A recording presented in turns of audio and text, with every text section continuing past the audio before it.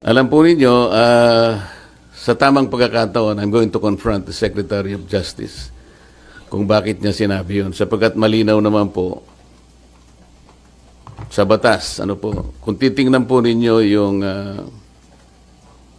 Section 3, isama na po ninyo yung Section 10 ng Republic Act 6981. Maliwanag po doon kung ano-ano ang mga requirements na kakailanganin para mapasa ilalim ng Witness Protection Program ang isang witness na nag-a-apply. Hindi po kasama doon yung restitution na kanyang binabanggit na magbabalik ka pa ng kung ano-ano sa gobyerno. Unang-una po, nasa pag-iimbestiga pa lang po tayo Kanino kukunin at paano i-determine yung halaga na ibabalik ng mga diskaya kung sakasakali? Wala po sa tuntunin ng batas